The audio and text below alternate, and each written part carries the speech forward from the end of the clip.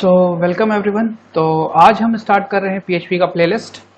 इससे पहले हमने एचटीएमएल का प्लेलिस्ट आप लोगों को बताया है। अभी हम एचटीएमएल पढ़ चुके हैं। अभी हम धीरे धीरे आप लोगों को बूटस्ट्रैप और जावास्क्रिप्ट और जेक्वेरी और सीएसएस की भी प्लेलिस्ट बना के देंगे, लेकिन आज हम स्टार्ट कर रहे हैं पीएचपी। पीएचपी का ये मेरा पहला सेशन है। तो आज पहले वाले सेशन में सिर्फ और सिर्फ हम हिस्ट्री और इंट्रोडक्शन की बात करेंगे पीएचपी की, और नेक्स्ट लेक्चर से हम स्टार्ट करेंगे पीएचपी को इंस्टॉलेशन और एक छोटा सा डेमो। सबसे पहले हम अपना वीएस स्टूडियो खोल लेते हैं और यहाँ पे वीएस स्टूडियो कोड खोल लेते हैं और यहाँ पे हम आपको छोटा सा एक इंट्रोडक्शन देंगे। तो इसको हम डिलीट कर देते हैं। तो यहाँ पे एक नई फाइल बना लेते हैं, न्यू फाइल बना लेते हैं और यहाँ पे हम इसको सेव कर लेते हैं। डेस्कटॉप पे ही सेव कर लेते हैं। डेस्कटॉप पे हम इसको सेव कर लेते हैं पीएचपी इंट्रो, और यहाँ पे हमने इसको कैपिटल में लिख दिया पीएचपी इंट्रो और सेव कर दिया। और यहाँ पे हम आपको अब बताते हैं पीएचपी के बारे में। पीएचपी का जो पीएचपी को जिसने डेवलप किया था उसका नाम था पीएचपी। यहाँ पे हम एक पॉइंट वर्ड्स लिख देते हैं। PHP is developed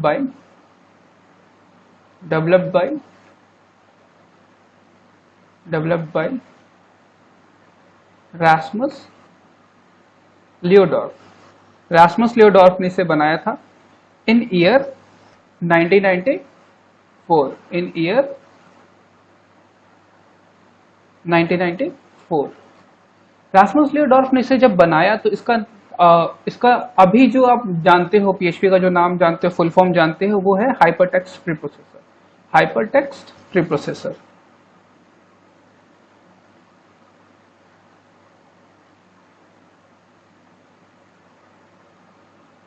hypertext preprocessor. बहुत लोग सोचेंगे कि यार ये हाइपरटेक्स्ट प्रीप्रोसेसर इसका नाम क्यों पड़ा, बिकॉज यहाँ पे तो फिर इसका एब्रिविएशन एचपी होना चाहिए था। बिकॉज आप देख ही रहो पीएचपी मीन्स आपके यहाँ पे पी का कोई भी एब्रिविएशन यहाँ पे मौजूद नहीं है। आप क्या कह सकते हो, आपको हम सिंपली वर्ड्स में अगर बताएं तो जब रास्मस लियोडॉर्फ ने पीएचपी को बनाया तो इसका नाम उन्होंने रखा था पर्सनल होम पेज। तो यहाँ पे लिख लेते हैं first name of PHP is personal home page। Personal home page से आपको जो एब्रीवेशन मिलता है वो PHP मिलता है। लेकिन जब वो रजिस्टर कराने के लिए पहुंचे PHP को तो उनको पता चला कि यार ये जो नेम है ये पॉसिबल नहीं हो सकता किसी प्रोग्रामिंग लैंग्वेज के लिए। उन्होंने डिसाइड किया इसका नाम चेंज करने के लिए और उन्होंने सेकेंड नेम इसका चूज किया। उन्होंने इसका सेकेंड नेम चूज किया। Second name of PHP name of PHP is precompile HTML pages। precompile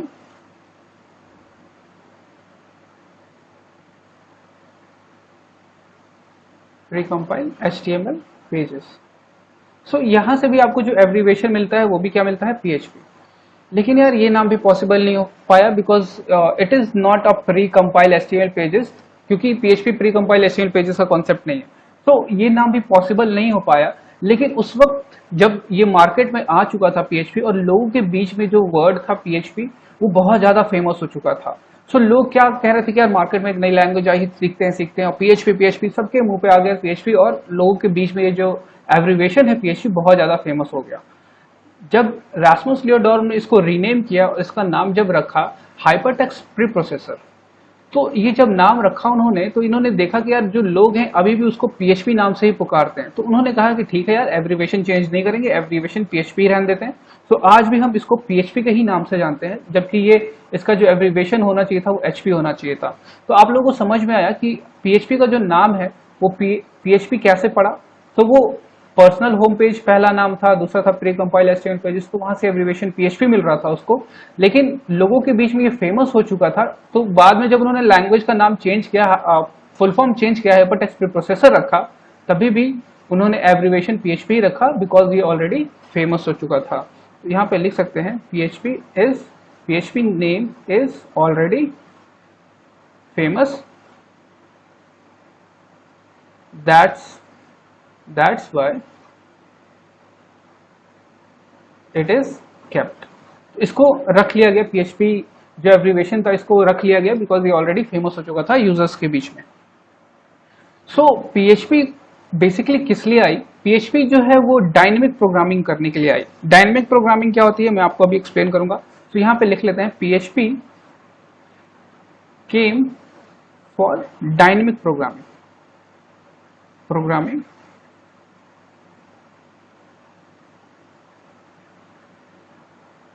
on browser। देखिए दो टाइप की प्रोग्रामिंग होती है, एक होती है स्टैटिक और एक होती है डायनेमिक। तो सबसे पहले समझते हैं स्टैटिक क्या होती है। स्टैटिक आप समझ जाओगे तो डायनेमिक भी समझ जाओगे। स्टैटिक वेबसाइट्स और चाहे स्टैटिक प्रोग्रामिंग जो भी कहो आप, तो स्टैटिक दो टाइप की वेबसाइट्स होती है हमारी, एक होती है स्टैटिक वेबसाइट और दूसरी होती है डायनेमिक। सो स्टैटिक वेबसाइट्स वो वेबसाइट्स होती है जिनका कंटेंट क्या होता है, फिक्स्ड। इसको मैं यहाँ पे लिख देता हूँ, content are fixed. Content fixed का मतलब ये है कि अगर आप कोई भी वेबसाइट है, जैसे आप कॉलेज की वेबसाइट देखते हो, कॉलेज की वेबसाइट देखते हो, उसका कंटेंट कैसा है, फिक्स्ड है। मतलब वहां पे कोई डेटाबेस का इंटरेक्शन नहीं है। आप अगर किसी भी कॉलेज का वेबसाइट खोलते हो, जैसे मैं आपको सामने ही खोल के दिखाता हूँ, मैं बीबीडी का ही प्रोग्राम आपको वो खोल के दिखाता हूँ, कॉलेज की वेबसाइट। तो मैंने यहाँ पे लिखा बीबीडी यू और मैंने कहा ओपन। तो आप देख रहे हो कि ये जो वेबसाइट अभी आपके सामने खुलेगी, ये कैसी एक वेबसाइट होगी, एक स्टैटिक वेबसाइट होगी। स्टैटिक वेबसाइट का कहने का मतलब है इसका जो कंटेंट है वो फिक्स्ड है। मैं आऊंगा तो मुझे यही कंटेंट दिखेगा, दूसरा बंदा आएगा दूसरे को भी यही कंटेंट दिखेगा। ये सिर्फ और सिर्फ कंटेंट बेस्ड एक वेबसाइट है, जिसपे सिर्फ और सिर्फ क्या है, सिलेबस है, कंटेंट है कि भाई हम क्या क्या लैंग्वेजेस, हम कौन कौन से कोर्सेज कराते हैं बीबीडी में, प्लस हमें बीबीडी में कौन कौन से डिपार्टमेंट्स हैं, कौन सी फैकल्टीज पढ़ाती हैं। तो ये एक स्टैटिक वेबसाइट है जिसमें कोई भी इंटरैक्शन नहीं है। ठीक है, कोई भी इंटरैक्शन नहीं है, एक स्टैटिक वेबसाइट है जो खुलेगी और बहुत टाइम लगा रहा है लोड होने में, तो वेट कर लेते हैं 2 मिनट। एडमिशन ओपन, ठीक है, क्रॉस करते हैं। तो ये आप देख रहे हो कि अलग अलग एक, ये क्या है, एंकर टैग्स ही है बेसिकली आपके, ये अलग अलग डिपार्ट आपको वो दिख रहे हैं एंकर टैग्स। और ये क्या है, एक स्टैटिक वेबसाइट है। इसका कंटेंट कैसा है, फिक्स्ड है, क्योंकि यहाँ पे कोई भी बंदे को आके लॉग इन नहीं करना पड़ता है, रजिस्टर नहीं करना पड़ता है और किसी पर्टिकुलर चीज पे जाके उसको रन नहीं कराना पड़ता है। यहाँ पे वो बंदे को डायरेक्टली क्लिक करना है और उस कंटेंट को पढ़ लेना है ना। देखिए यहाँ पे सब कुछ क्या है, एक स्टैटिक वेबसाइट है, पूरी पूरी वेबसाइट कैसी है, स्टैटिक, बिकॉज यहाँ पे कोई भी डेटाबेस से कनेक्टिविटी नहीं है। तो यहाँ पे आप लिख सकते हो नो डेटाबेस कनेक्टिविटी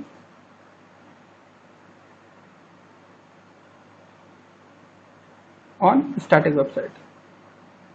कोई भी डेटाबेस कनेक्टिविटी नहीं होती है स्टैटिक वेबसाइट पे। और स्टैटिक वेबसाइट जो होती हैं वो प्रेफर की जाती हैं, static websites are preferred when only we want to show information। सिर्फ हमें इंफॉर्मेशन देनी है कि भाई हमारा जो इंस्टीट्यूट है वो ये लैंग्वेजेस पढ़ाता है, ये हम लोग ये कराते हैं, हम बच्चे हमारे इतने सारे प्लेस्ड हो गए हैं, इन कंपनीज में प्लेस्ड हो गए। तो वहां पे क्या होता है, सिर्फ और सिर्फ इंफॉर्मेशन होती है। तो उस टाइप की चीजों को जब हम बताते हैं तो हम किस चीज की बात करते हैं, स्टैटिक वेबसाइट्स की। सो हम स्टैटिक वेबसाइट तभी प्रेफर करेंगे जब हमें कोई भी डेटाबेस की इंटरैक्शन की जरूरत नहीं है। लेकिन अगर हम एक डेटाबेस की इंटरैक्शन की बात करें, डेटाबेस इंटरैक्शन आप अगर फेसबुक की बात कर लो, जीमेल की बात कर लो, आप गूगल की बात कर लो, आप अमेजोन की बात कर लो, आप फ्लिपकार्ट की बात कर लो, वो सारी चीजें क्या हैं, डायनेमिक वेबसाइट्स हैं। कैसी हैं, डायनेमिक। क्यों डायनेमिक है, बिकॉज भाई आपको जब तक अपनी ईमेल आईडी पासवर्ड नहीं डालोगे तब तक आप लॉग इन नहीं सकते हो, लॉग इन नहीं कर सकते हो। तो यहाँ पे आप लिख सकते हो content depends on user settings. Users के सेटिंग्स पे बेस्ड होता है, आप आपके लाइक्स और डिसलाइक्स होते हैं वहाँ पे चैनल्स। अगर आप किसी भी फेसबुक के किसी फ्रेंड को कहोगे कि भाई मैं इसको ऐड नहीं करना चाहता हूँ, इसको रिमूव करना चाहता हूँ, तो उसको रिमूव कर सकते हो। किसी को ऐड करना चाहते हो तो ऐड कर सकते हो, कुछ पोस्ट करना चाहते हो पोस्ट कर सकते हो। तो वहां पे वो आपके बेसिस पे सेटिंग्स होती हैं। तो content depends on your settings, आप जैसी सेटिंग्स करोगे उसी हिसाब से कंटेंट सेट हो जाएंगे। Database plays a very important role, database plays very important role,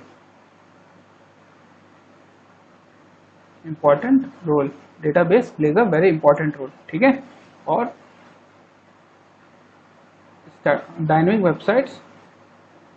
website R preferred when when login is required, login की बहुत जरूरत है, बिना लॉगिन किए आप कोई भी काम नहीं कर सकते। तो आपको यहाँ पे बेसिकली रजिस्ट्रेशन एंड लॉगिन करना पड़ेगा। स्टैटिक वेबसाइट्स में आपको कोई भी बड़ी प्रोग्रामिंग लैंग्वेज का यूज नहीं करना होता है, नो बिग प्रोग्रामिंग लैंग्वेजेस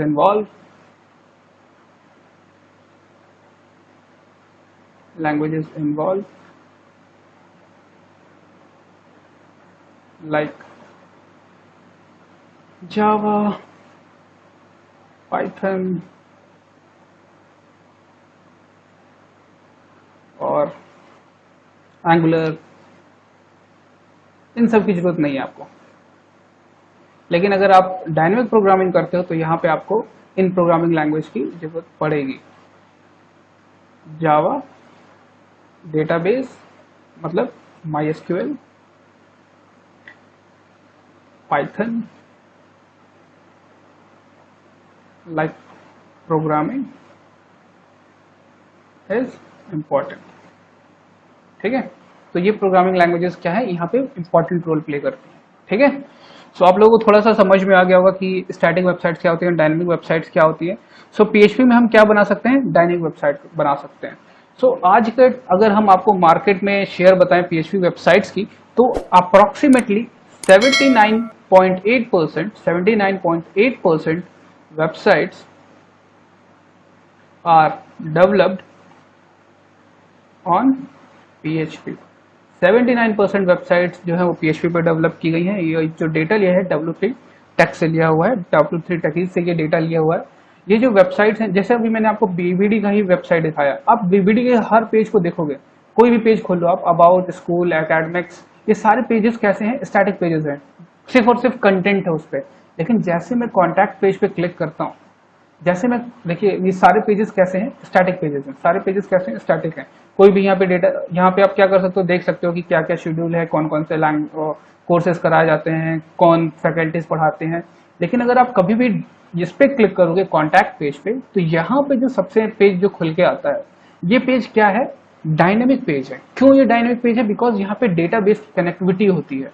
देखिए यहाँ पे आपके पास फॉर्म है, आप जब इस फॉर्म को फिल करते हो तो जाहिर सी बात है डेटा कहीं ना कहीं जाके सेव होता होगा। तो यहाँ पे बेसिकली ये जो पेज बना हुआ है, ये कैसा है, एक डायनेमिक पेज है। तभी तो आप यहाँ पे अपना नाम और अपना ईमेल आईडी, यहाँ पे सब्जेक्ट जो भी आप एंटर करोगे और सबमिट करोगे तो BBD के पास इंफॉर्मेशन चली जाएगी। यानी कि ये पेज कैसा बनाया गया होगा, डायनेमिक। सो अगर बात करें कि दुनिया में वेबसाइट जो है वो स्टैटिक और डायनेमिक दोनों है, लेकिन अगर हमें कुछ ही पेजेस अगर मान लीजिए डायनेमिक बनाने, जैसे आपके रिजल्ट वाला सेक्शन इसमें डायनेमिक होगा, जिसमें आप अपना कॉलेज का रोल नंबर और अपना नाम डाल के रिजल्ट देख लेते हो, तो वो भी एक डायनेमिक पेज है। तो अगर हमें 2-3 पेजेस डायनेमिक बनाने हैं, तो हम क्यों भाई जावा और पाइथन जैसी बड़ी प्रोग्रामिंग लैंग्वेजेस को छुएं। तो इसके लिए हम किसका यूज कर सकते हैं, PHP का।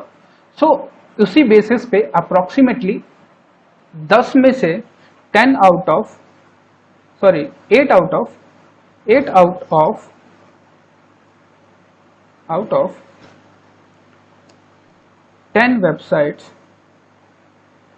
10 में से 8 websites are developed on PHP। ठीक है, 10 में से 8 वेबसाइट्स किस पे बनी हुई है, PHP पे बनी है। और ये जो डेटा लिया हुआ है W3 टेकीज से लिया हुआ है। ठीक है, सो अगर हम बात करें कि आज वर्ल्ड में टोटल कितनी वेबसाइट्स हैं, तो अप्रोक्सीमेटली 1.8 बिलियन वेबसाइट्स हैं अभी इंटरनेट पे। 1.8 बिलियन वेबसाइट्स अभी इंटरनेट पे रन हो रही हैं। और ये जो 1.8 बिलियन वेबसाइट्स हैं, इसमें PHP का बहुत बड़ा शेयर है, कि आपको हमने अभी बताया। 10 में से 8 वेबसाइट्स किस पे बनी हुई हैं, PHP पे बनी हुई हैं। और ये स्टार्ट कब से हुआ है, अगर हम आपको बताएं, ये स्टार्ट हुआ है आपका 1991 से, जहां पे आपको HTML के कॉन्सेप्ट्स आए और वहां से वेबसाइट डेवलपमेंट पे बात होने लग गई।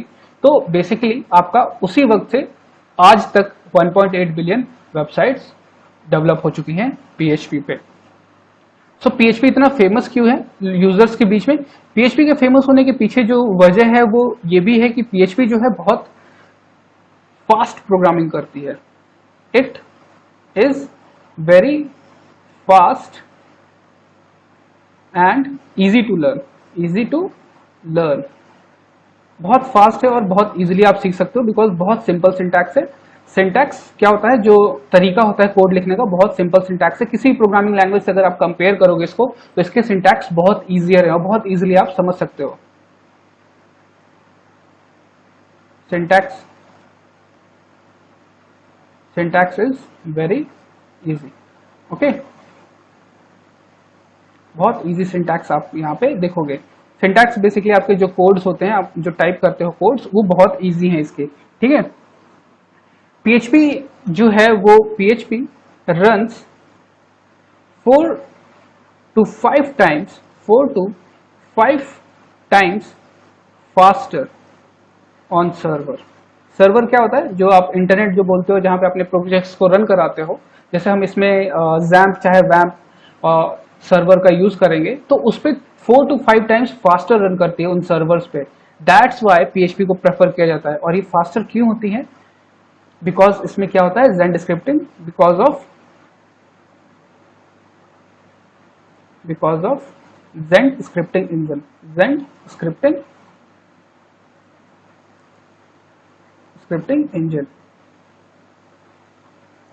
पीएचपी के जो जेंट कम्युनिटी है जिसने पीएचपी को बनाया, उन्होंने यहाँ पे इसके अंदर कुछ ऐसे कोड्स रखे हैं जो इसको सर्वर पे 4 to 5 times फास्ट रन करने में मदद करते हैं। चाहे आप पाइथन से कंपेयर कर लो या फिर आप जावा से कंपेयर कर लो, ये 4 to 5 times फास्टर रन करती हैं किसी भी प्रोग्रामिंग लैंग्वेज पे, सर्वर्स पे, ठीक है। तो अगर हम बात करें कि कौन सी वेबसाइट पीएचपी पे बनी है, तो यार फेसबुक हो गया आपका। फेसबुक आप सब लोग यूज करते हो। क्यों यूज किया फेसबुक ने? बिकॉज फेसबुक में हमें यार सबसे इंपॉर्टेंट चीज है, इतने लोग हैं, करोड़ों लोग हैं, लॉग इन होते हैं एक साथ, चैट करते हैं, पोस्ट करते हैं, लाइक करते हैं, डिसलाइक करते हैं, इमेजेस अपलोड करते हैं। तो उन सबको एक साथ मैनेज करने के लिए हमारे पास सबसे प्यारी लैंग्वेज और सबसे फास्ट लैंग्वेज जो है वो पीएचपी है। That's why Facebook is developed on PHP. उसके बाद आपकी विकीपीडिया जो हो गई, विकीपीडिया हो गई, विकीपीडिया जो हो गई वो आपकी डेवलप है किस पे? पीएचपी पे डेवलप्ड है। उसके बाद आप लोगों ने फ्लिकर का नाम सुना होगा। Flickr is developed on PHP. Wikipedia जहां पे आप सबसे ज्यादा कंटेंट देखते हो, पढ़ने के लिए यूज करते हो, विकीपीडिया। फ्लिकर एक इमेज पोस्टिंग, जैसे आप वहां पे आप अपने इमेजेस वीडियोस को रख सकते हो और यूज कर सकते हो, वो भी आपके पीएचपी पे डेवलप हुई है। याहू आपके पीएचपी पे डेवलप्ड है। याहू आपका पीएचपी पे डेवलप्ड है, one of the biggest search engine and mailing services. उसके बाद आपका वर्डप्रेस आप लोगों ने नाम सुना होगा। वर्डप्रेस, आज वर्डप्रेस 30% वेबसाइट जो है वर्डप्रेस की है इंटरनेट पे। 30% वेबसाइट वर्डप्रेस पे बनी हुई है इंटरनेट पे। So WordPress is having a very big share in the market. और आज अगर आपको इंडस्ट्री में काम करना है, इजीली जॉब चाहिए, तो WordPress is most important thing, और जो कि पीएचपी पे ही डेवलप है। तो बहुत लोग सीखना चाहते हैं, वर्डप्रेस भी डायरेक्टली सीखना चाहते हैं, तो उनको भी थोड़ी सी नॉलेज होनी चाहिए पीएचपी की, ठीक है। उसके बाद मेल चिम्प आप लोगों ने नाम सुना होगा। मेल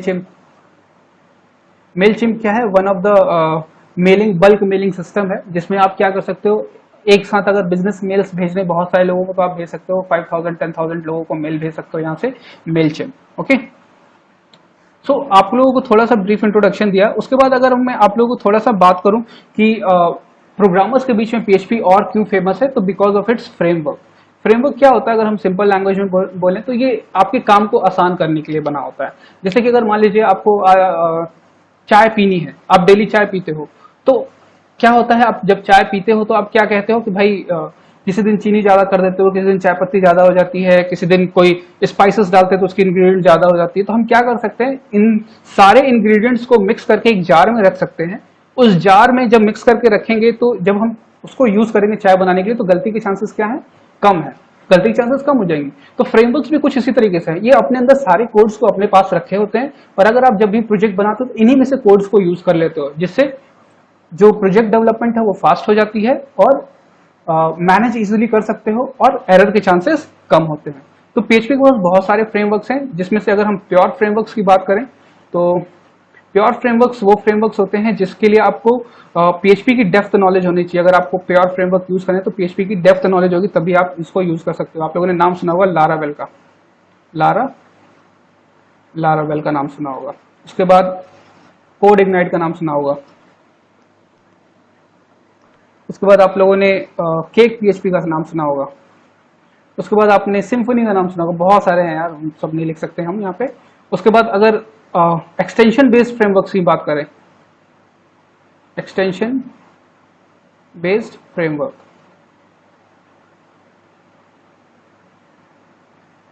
एक्सटेंशन बेस्ड फ्रेमवर्क्स वो फ्रेमवर्क्स होते हैं जिनके लिए आपको अगर PHP पूरी तरीके से नहीं आती तभी भी आप यहाँ पे यूज कर सकते हो, लेकिन आपको इसको यूज करने के लिए, एक्सटेंशन बेस्ड फ्रेमवर्क्स को यूज करने के लिए आपको लिनक्स की नॉलेज होनी चाहिए, लिनक्स की नॉलेज होनी चाहिए, लिनक्स की नॉलेज, स्किल चाहे नॉलेज पहले से होनी चाहिए, ठीक है। लिनक्स की नॉलेज क्यों होनी चाहिए, बिकॉज यहाँ पे जो भी हम एक्सटेंशन यूज करते हैं वो लिनक्स बेस्ड एक्सटेंशन होते हैं और ये कंपाइलर लिनक्स में बने होते हैं, ठीक है। तो लिनक्स की नॉलेज होनी चाहिए। तो इसके जो हमारे पास एग्जांपल है वो है हमारे पास फाल्कन, उसके बाद हमारे पास आइस PHP, और भी बहुत सारे हैं यार, स्लिम है और बहुत सारे हैं, ठीक है। तो डेवलपर्स के बीच में PHP के फेमस होने के पीछे उसकी ये फ्रेमवर्क्स की वजह भी है, ठीक है। So one of the biggest thing is PHP frameworks. अगर आप PHP सीखते हो तो आपको फ्रेमवर्क भी सीखना चाहिए, because frameworks plays a very important role in any programming language, ठीक है। सो आपको एक चीज और यहाँ पे छूट गई थी, अभी जो लेटेस्ट वर्जन अगर कोई पूछे आपसे कि कौन सा चल रहा है PHP का, सो PHP का अभी जो लेटेस्ट वर्जन है PHP 7 is the latest version,